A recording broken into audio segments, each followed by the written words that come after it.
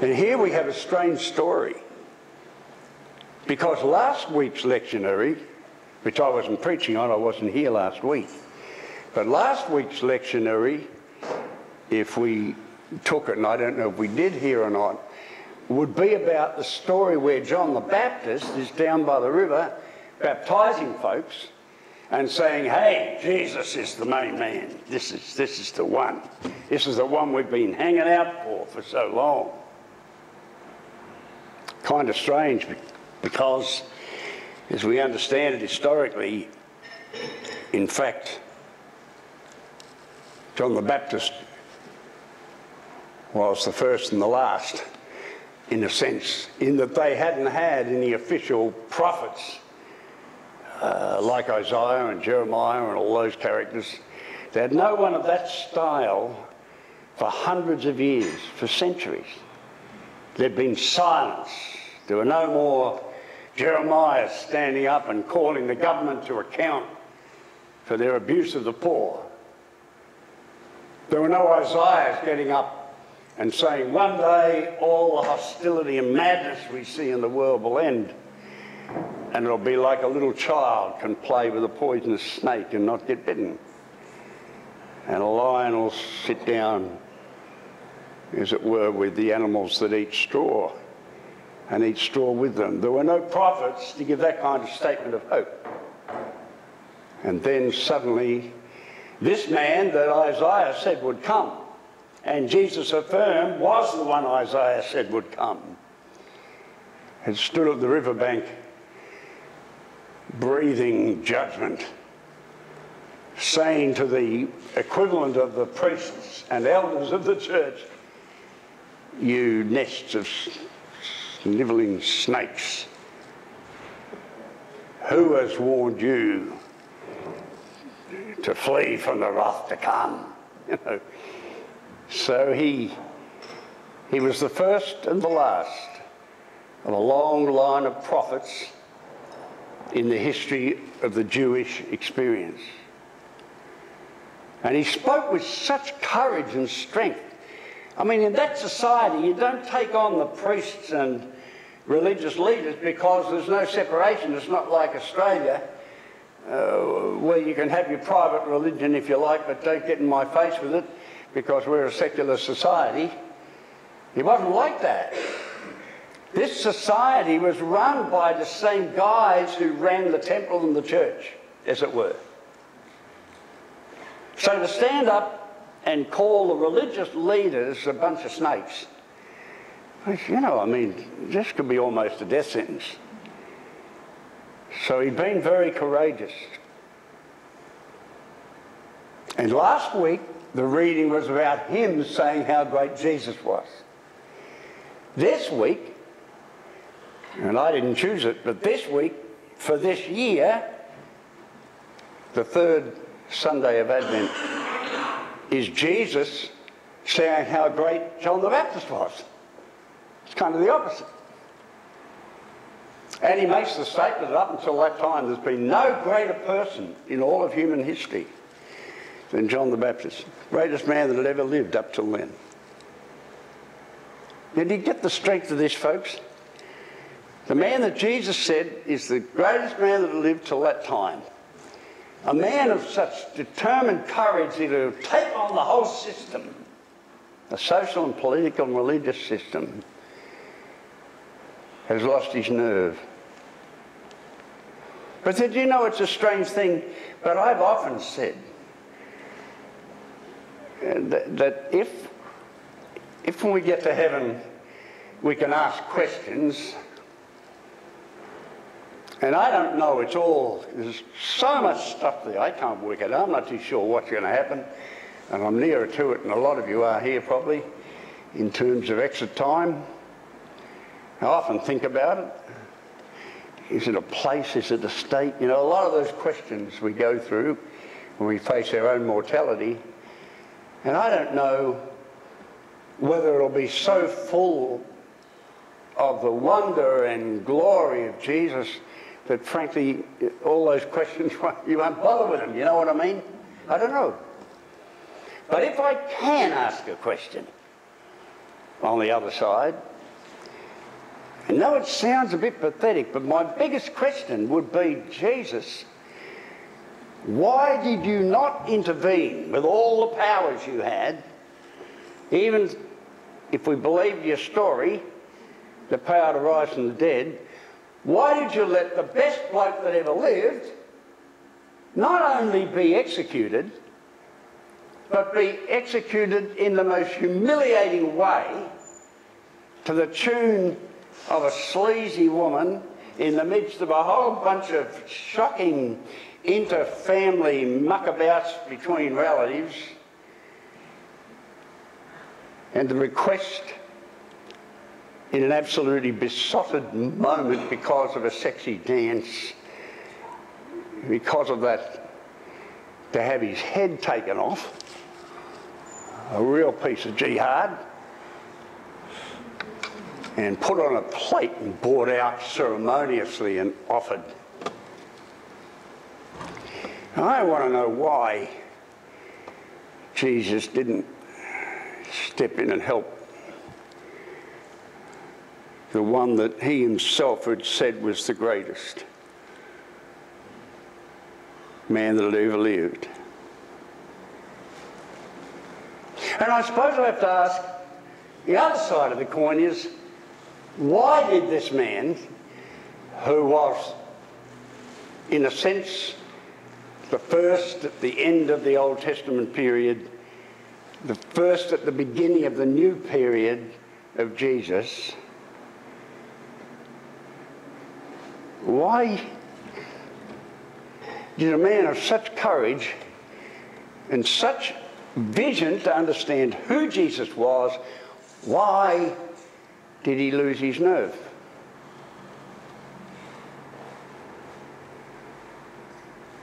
I mean, I don't know, but it must have been, I don't know, what would happen if suddenly overnight everyone hated Bono and U2 and they held a concert and 20 people turned up?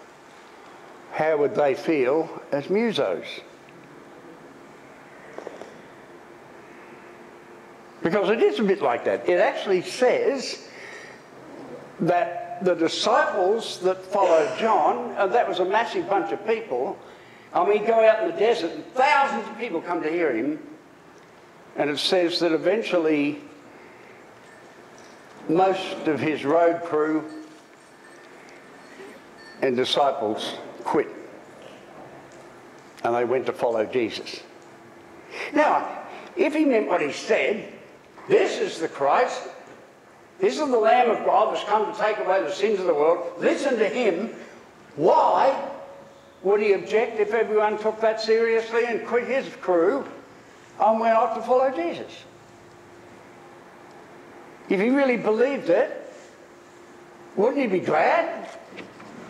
Wouldn't it be evidence that people were taking his message? This is the one we've waited for. This is the one that can deal with all the rottenness in human nature and politics and everything else. This is the one. Listen to him. Why would he be upset if everyone quit his mob and went to listen to him? Well, I guess part of the answer to that, he said, I don't care how godly you are, we all have a fragile sense of who we are.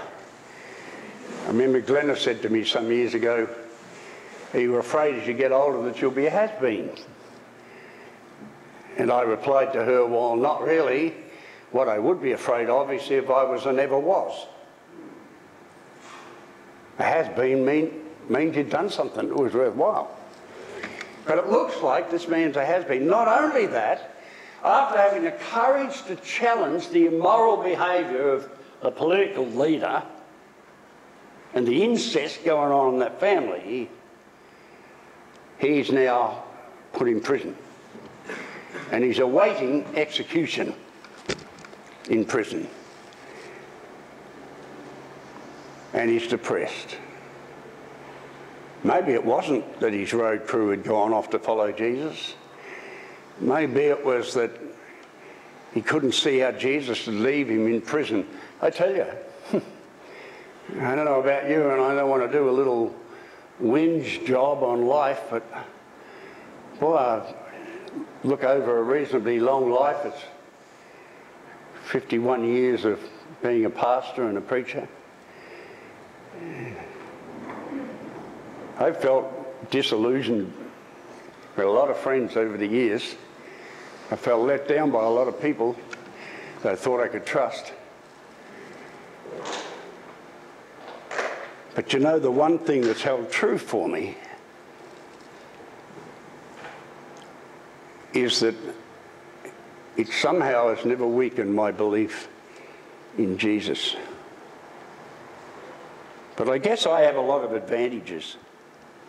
I don't have the story that we sing in these wonderful pieces of music like we've had this Sunday. John the Baptist didn't have those. I've had them. And you might be a cynic here today. You may find your own faith is very thin. And that may be because you've watched the bad behaviour of us Christians. I understand that. But in prison, he says to one or two faithful friends, which is powerful enough in itself, just a few faithful mates. He says, will you go and see Jesus and ask him something? Ask him, are you the one we've been looking for?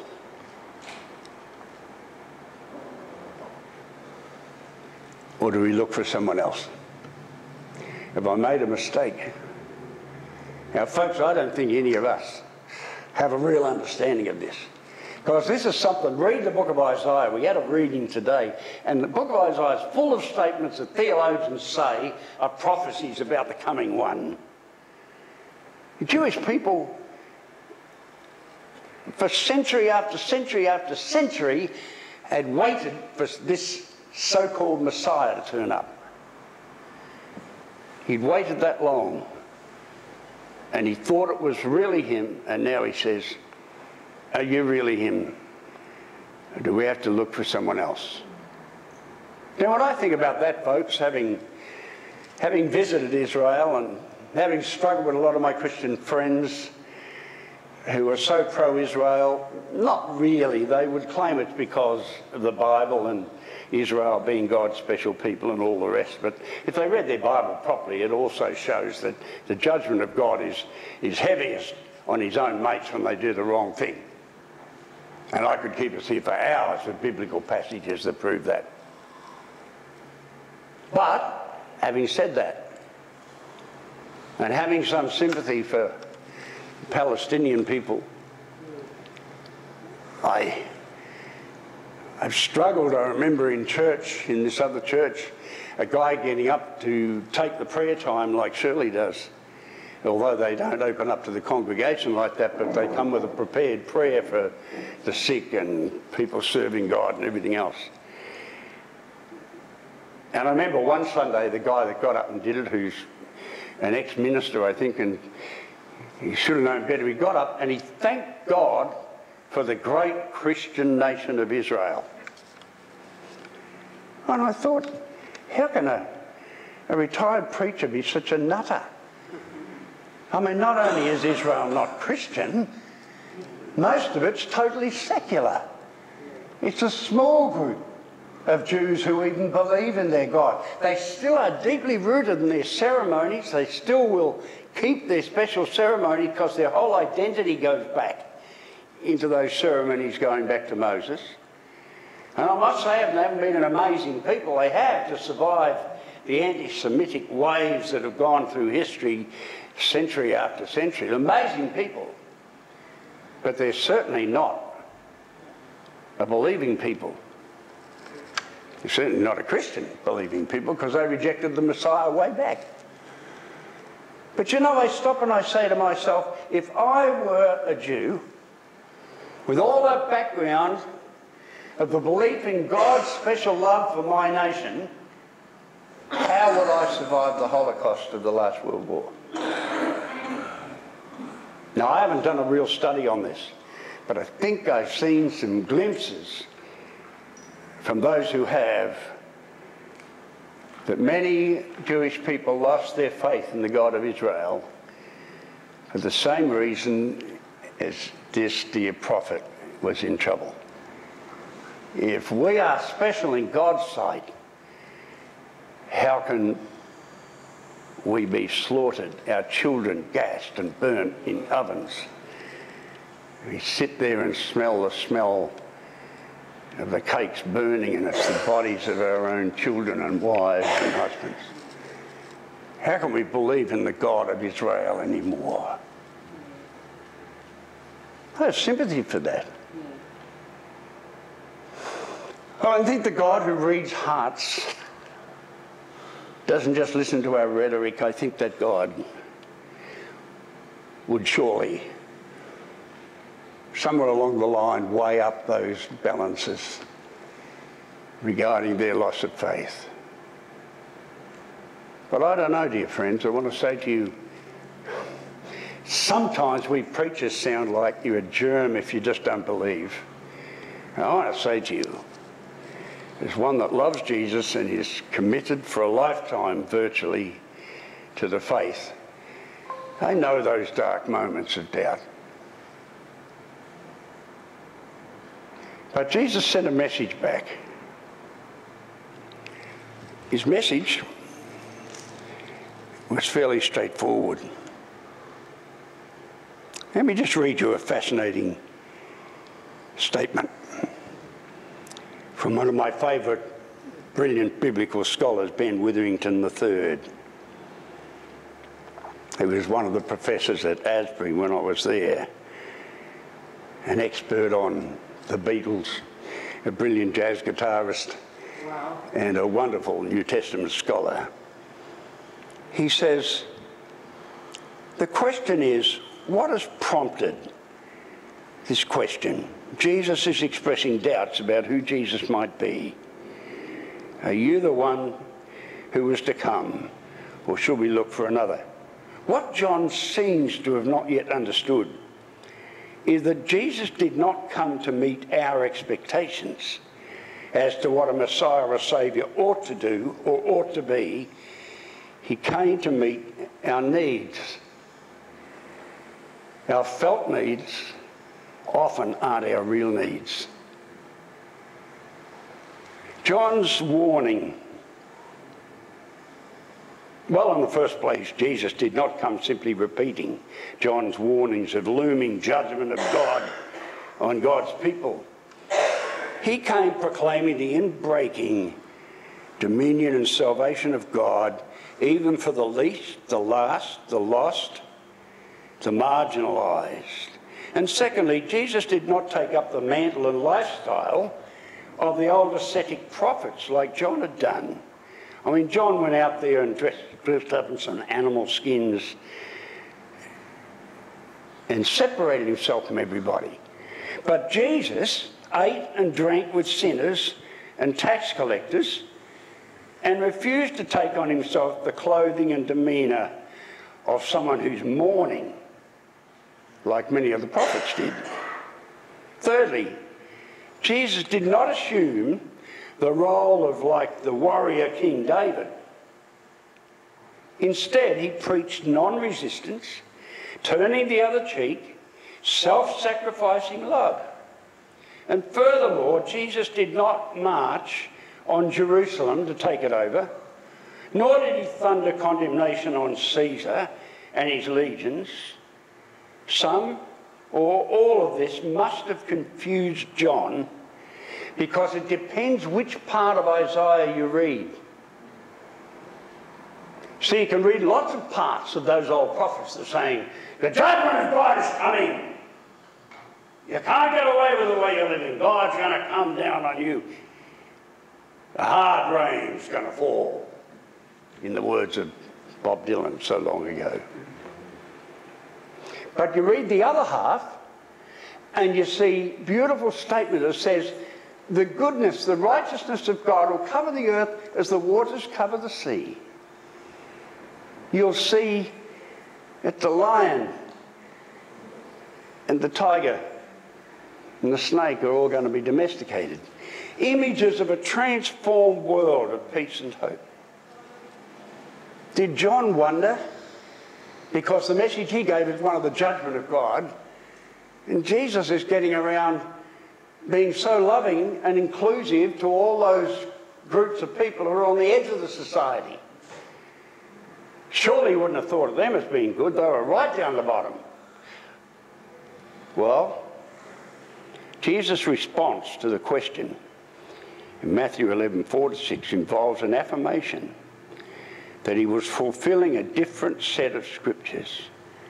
For instance, Isaiah 61:1-2, Jesus proclaimed something unprecedented was going to happen. The blind were going to receive their sight. A miracle nowhere recorded in the Old Testament, nor predicated on any previous biblical prophet. Jesus points to his miracles and adds as well that the